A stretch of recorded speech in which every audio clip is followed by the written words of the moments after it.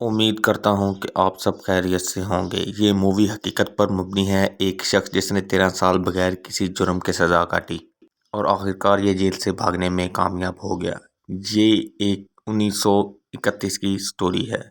नाज़रीन, हमें दिखाया जाता है कि नेपोलियन काफ़ी अमीर दिख रहा है, लेकिन बेसिकली ये एक चोर है और चोरियाँ करता है। ये एक पार्टी में जाता है और इसके हाथ वहाँ हीरे जवाहरात लग जाते हैं। ये वहाँ से आता है और अपने बॉस को जो हीरे जवाहरात दे देता है, पर वहाँ हमें दिखाया जाता है कि बॉस किसी को मार रहा है, लेकिन नेपोलियन को इससे फ़र्क नहीं पड़ता क्योंकि ये रोज़मर्रा का काम था। नेपोलियन अब हीरे अपने बॉस को जमा करवाता है और अपनी गर्लफ्रेंड से मिलने चला जाता है। अब इसके बाद गर्लफ्रेंड इसको शादी के लिए कहती है, लेकिन वो उसे 6 महीने का वक्त मांगता है और उसे अभी मना कर देता है। इसके बाद अगले दिन नेपोलियन के घर के सामने पुलिस आ जाती है। जिस लड़के को इसका बॉस मारता है वो अब मर चुका है। पुलिस का ऐसा कहना है कि ये कत्ल नेपोलियन ने किया है, लेकिन ऐसा नहीं था। नेपोलियन के बॉस ने शायद इसके साथ गद्दारी की या पुलिस को मिसअंडरस्टैंडिंग हुई है। अब हमें दिखाया जाता है कि नेपोलियन को झूठे आरोप में जेल ले जाया जाता है। ये पुलिस एहलकार इसको जेल ले जाते हैं। नेपोलियन की यहाँ ज़िंदगी मुकम्मल तौर पर तब्दील हो जाती है। अब नेपोलियन को जेल के अंदर दिखाया जाता है जहाँ पर उसके मेडिकल होता है। मेडिकल होने के बाद इसको काफ़ी मुजरिमों के साथ एक जेल में मुंतकिल कर दिया जाता है। अब इस जेल में इसकी गर्लफ्रेंड इसको मिलने के लिए आती है। गर्लफ्रेंड इससे कहती है कि मैं तुम्हारी बेल कराने के लिए तैयार हूँ, मैं कुछ एफर्ट करती हूँ, लेकिन नेपोलियन इसे इनकार कर देता है। लेकिन इस सब का कोई फ़ायदा नहीं था। ये सब सुनने के बाद नेपोलियन की गर्लफ्रेंड इस पर बहुत ज़्यादा बरहम होती है, गुस्सा करती है और खामोशी से वापस चली जाती है। अब दिखाया जाता है कि नेपोलियन बुरी तरह फंस चुका था। नेपोलियन अपनी गर्लफ्रेंड से ये कहता है कि मैं यहाँ से भागूंगा, लेकिन यहाँ से छूट नहीं सकता। इसलिए नेपोलियन की अब भागने की कोशिश थी। नेपोलियन को अब एक और जगह मुंतकिल किया जाता है।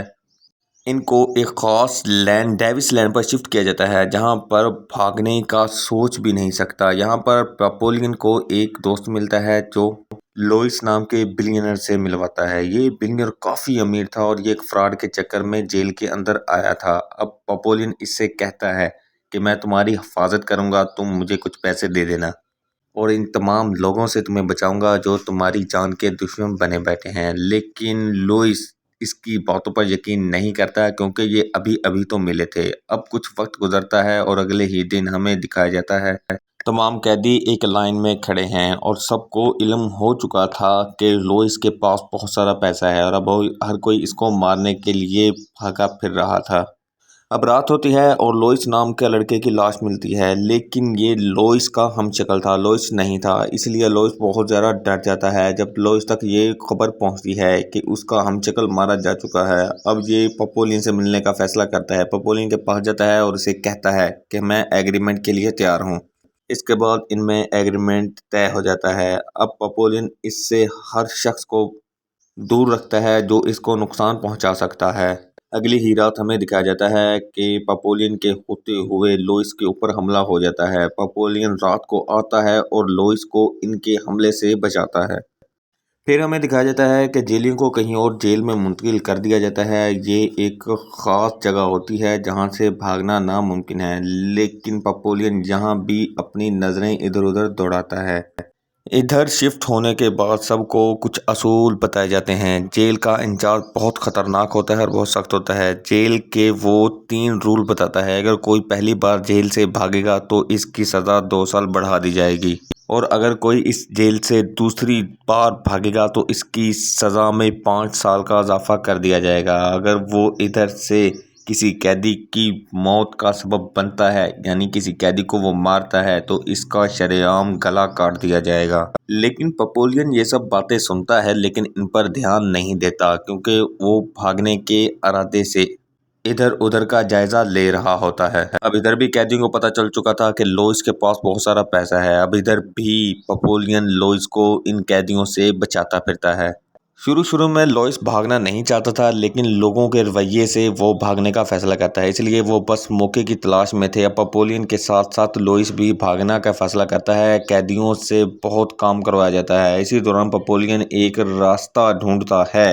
वो एक बूट वाले को पैसे का लालच देता है। यहाँ पर हमें फिर से दिखाया जाता है कि एक कैदी लोइस के ऊपर हमलावर होता है और लोइस को मारने की कोशिश करता है, लेकिन यहाँ पर फिर पपोलियन उसे बचाता है और यहाँ पर अच्छी खासी लड़ाई हो जाती है और वो लड़का जख्मी हो जाता है। लड़ाई ज्यादा शिद्दत इख्तियार कर जाती है, लोइस छुप जाता है और लोइस यहाँ से भाग जाता है। अगर हम अगले दिन दिखाया जाता है कि लोइस और पपोलियन सो रहे हैं, लेकिन भागने के लिए उस बोट वाले के पास सिर्फ 3 ही दिन थे। अब हमें दिखाया जाता है कि एक कैदी तीसरी दफा भागता है और अब इसको सजाए मौत दी जा रही है। पपोलियन ये सब कुछ देख रहा था और लोइस भी इसके साथ था। पपोलियन और लोइस देखते हैं कि इसको जकड़ लिया जाता है और उसके बाद इसकी गर्दन इसके धड़ से अलग कर दी जाती है। इसके बाद पपोलियन और लोइस दोनों को ये जिम्मेदारी दी जाती है कि इसकी लाश को बाहर फेंक कर आएं और ये दोनों इसे बाहर लेकर जाते हैं, लेकिन लोइस घबराता है, लेकिन पपोलियन उसे कहता है ये सिर्फ एक लाश है और तुम्हें घबराने की कोई ज़रूरत नहीं है। अब वो दोनों इसको बाहर ले जाते हैं और बाहर फेंकते हैं। यहाँ पर दिखाया जाता है कि लोइस का चश्मा गिर गया है और अब उसे नज़र नहीं आ रहा, लेकिन सिक्योरिटी वाला इसे मारता चला जा रहा है और सिक्योरिटी वाले को पपोलियन रोकता है, लेकिन वो नहीं रुकता। सिक्योरिटी वाला लोइस को लगातार मारता है और पूरी तरह मारता है, लेकिन पपोलियन ये नहीं देख पाता, इसलिए पपोलियन पत्थर उठाता है और इसके सर में दे मारता है। इसके बाद हमें दिखाया जाता है कि पपोलियन वहां से भाग जाता है। भागने के बाद वो उसी बोट वाले के पास पहुंच जाता है जिसको उसने रिश्वत दी थी। अब हमें दिखाया जाता है कि ये बोट वाला भी उन्हीं के साथ मिला हुआ है।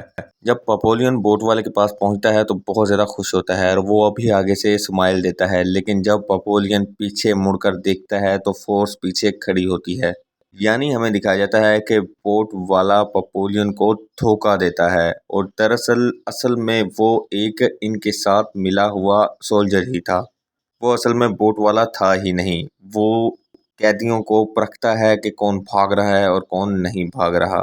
अब पपोलियन को वापस जेल ले जाया जाता है और इसकी सज़ा में 2 साल का इजाफा कर दिया जाता है और इसको एक बंद कमरे में रखा जाता है जहां पर वो बिल्कुल अकेला होता है और किसी से बात भी नहीं कर पाता। इसका खाना भी बहुत ज़्यादा कम कर दिया जाता है, इसको सिर्फ और सिर्फ पानी पिलाया जाता है। अब इसका दोस्त पपोलियन इसको नारियल भेजा करता था। नारियल भेजने से इसकी जिस्म में कुछ एनर्जी आना शुरू हो गई। पपोलियन समझ जाता है कि ये नारियल लोइस ने ही भेजा है। इसके बाद वक्त गुजरता जाता है और पपोलियन कमज़ोर होता चला जाता है। अब एक दिन थाने के इंचार्ज को इल्म हुआ कि इसके पास नारियल आता है। अब ये इसे मारता है और इसे पूछता है कि ये नारियल कहाँ से आ रहा है, लेकिन ये कहता है मुझे इल्म नहीं इस बात का, मेरे पास आ रहा है और मैं खा रहा हूँ।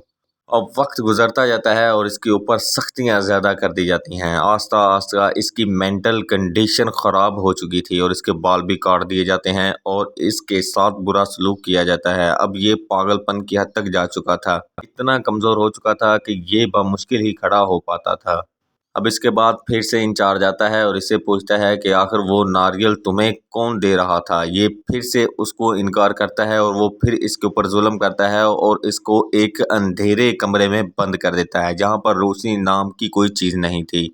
अब दिन ब दिन वो बहुत ज़्यादा कमज़ोर हो चुका था। हमें दिखाया जाता है कि उसकी कमज़ोरी की वजह से उसको हॉस्पिटल मुंतकिल कर दिया जाता है। यहाँ पर लोइस को दिखाया जाता है कि वो अब इन सब का इंचार्ज बन चुका था। उसको थोड़ी सी तरक्की मिल गई थी जिससे वो लोगों के साथ मिलजुल सके।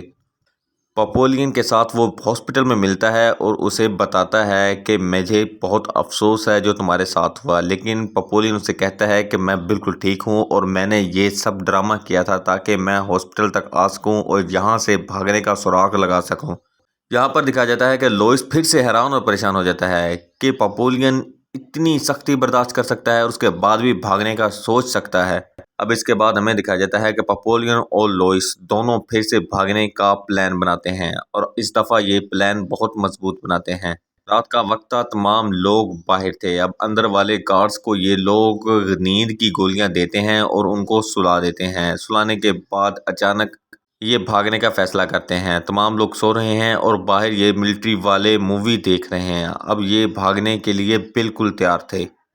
अब हमें दिखाया जाता है कि ये नींद की गोलियां देने के बाद भागने में काफ़ी हद तक कामयाब भी हो चुके थे, लेकिन तब तक मिलिट्री वाले अंदर आ चुके थे, लेकिन ये भागने में कामयाब हो गए थे। अब हमें बारिश का मौसम दिखाया जाता है। बारिश में ये भागते हैं और कश्ती पर सवार हो जाते हैं। ये अपने साथ चंद लोगों को भी मिलाते हैं जो इन तमाम प्रोसेस में मदद करते हैं। अब हमें कश्ती दिखाई जाती है और तमाम इस कश्ती में सवार हैं। इनको एक तूफान का भी सामना करना पड़ता है, लेकिन तूफान आने से पहले ये आपस में लड़ झगड़ पड़ते हैं। जॉनी नाम का लड़का पपोलियन से लड़ पड़ता है। अब ये दोनों काफ़ी ज़्यादा लड़ाई करते हैं, जिससे लोइस इसके सर में कुछ चीज़ दे मारता है और चाकू से इसकी कमर में वार करता है, जिससे वो मर जाता है और इसके बाद इसको समंदर में फेंक दिया जाता है। समंदर में फेंकने के बाद कुछ देर बाद तूफान आ जाता है, जिससे ये लोग बोट से नीचे गिर जाते हैं और न जाने कहाँ कहाँ चले जाते हैं। हमें कुछ वक्त बाद दिखाया जाता है कि एक जगह पपोलियन सो रहा है। पपोलियन के दूसरे साथी भी वहीं मौजूद थे। यहाँ एक सिस्टर दिखाई जाती है। उसके बाद हमें पपोलियन फिर से दिखाया जाता है। पपोलियन अब खड़ा हो रहा था और पपोलियन को इल्म हो चुका था कि यहाँ पर तो वही मिलिट्री का राज है। इनके उठने से पहले ही मिलिट्री को वहां बुला लिया जाता है। अब इसका एक साथी भागने की कोशिश करता है और वहां पर मारा जाता है। उसे फौरन वो गोली मार देते हैं। अब लोइस को और पपोलियन को वो फिर से पकड़ लेते हैं, यानी अब ये दूसरी दफा भागते हुए पकड़े गए थे। अब इनकी सजा में 5 साल का इजाफा कर दिया जाता है। अब हमें दिखाया जाता है कि पपोलियन को एक अलग कमरे में बंद कर दिया जाता है, लेकिन इसको लोइस का नहीं पता कि वो अब कहाँ पर है। ये दोनों आपस में अलग हो चुके थे। अब पपोलियन को एक कश्ती के जरिए आयरलैंड पर ले जाया जाता है, जहाँ पर सिर्फ एक जेल है और आसपास पानी ही पानी है, यानी यहाँ से बंदा नहीं भाग सकता। जेल से छूट भी गया तो बाहर नहीं जा सकता। अब यहाँ पर पोलियन आने के बाद हमें दिखाया जाता है कि लोइस यहाँ पहले से ही मौजूद है और दोनों की हालत पतली हो चुकी है। दोनों की हालत इतनी ख़राब थी कि ये खड़ा भी मुश्किल से हो पा रहे थे।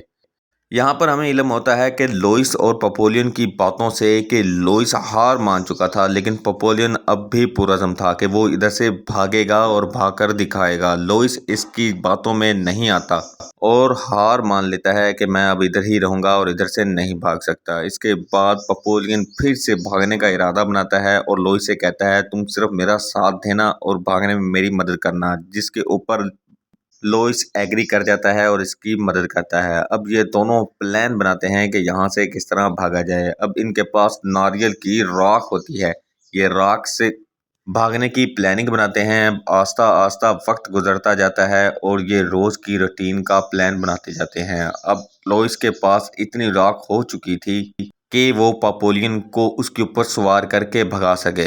यहाँ पर हमें गार्ड्स की कमी दिखाई जाती है। यहाँ पर गार्ड्स की बहुत ज़्यादा कमी थी और खाने पीने की भी अच्छी खासी कमी थी। अब रात होती है और वो दोनों प्लानिंग करते हैं। प्लानिंग करने के बाद अब वो अगले दिन भागने के लिए पुरज़म थे। अब वो तमाम गार्ड्स की पोजीशन देखते हैं कि कोई इनके पीछे ना आ सके और कोई इस तरफ भी ना जा सके। और अब अगली सुबह मॉर्निंग ही वो दोनों तैयार हो जाते हैं। अब वो राख को नीचे फेंक देते हैं और पपोलियन ऊपर से छलांग लगाता है। चूँकि हमें दिखाया गया कि लोइस भागने का इरादा तर्क कर चुका था, अब पपोलियन ही अकेला छलांग लगाता है और उस राख तक पहुंच जाता है। पहुंचने के बाद वो वहां से आज़ाद हो जाता है। लोइस बहुत ज़्यादा खुश होता है, लेकिन वो उदास भी था क्योंकि वो नहीं जा पाया। अब पपोलियन कुछ नहीं करता, बाकी का तमाम सारा काम समंदर की लहरें करती हैं और ये बाहर चला जाता है। सीन शिफ्ट होता है और हमें पपोलियन जहाज़ में दिखाया जाता है। वो अपनी सारी स्टोरी एक किताब में लिखता है, जो कि किताब बहुत ज़्यादा वायरल होती हैं। हमें दिखाया जाता है कि असल में जो पपोलियन था वो अपनी बीती ज़िंदगी के प्रूफ दिखा रहा था और अपनी ज़िंदगी के बारे में बता रहा था। 80,000 कैदियों को उस आयरलैंड पर छोड़ दिया गया था। उस जगह से एक ही आदमी भाग पाया और वो तारीफ के काबिल था। हमें फ़िल्म में पपोलियन नाम के लड़के को दिखाया गया है, लेकिन इसका असल नाम हैरी था। हैरी जब अपने ऊपर ये किताब लिखता है 1971 में, तो ये बहुत ज़्यादा फ़रोख्त होती है और इसका एक रिकॉर्ड लगता है। असल ये मनाज़र हकीकत के हैं और ये पुराने मनाज़िर हैं जो हम आपको दिखा रहे हैं। इस तस्वीरों में ये एक हकीकत पर मबनी कहानी थी। नेपोलियन के साथ बहुत ज्यादा ज्यादती हुई। ये एक छोटा सा चोर था और इसको सजा 13 साल की काटनी पड़ी एक झूठे जुर्म में। जी हाँ नाज़रीन, तो आपको हमारी ये एक्सप्लेनेशन कैसी लगी? अगर आपको ये हमारी एक्सप्लेनेशन पसंद आई है तो हमारे चैनल को सब्सक्राइब जरूर कीजिएगा और हमारी नई आने वाली वीडियो आप तक पहुंच सके इसके लिए आपको बेल आइकॉन लाजमी क्लिक करना पड़ेगा। चैनल को सब्सक्राइब करने के बाद इसको शेयर जरूर कीजिएगा।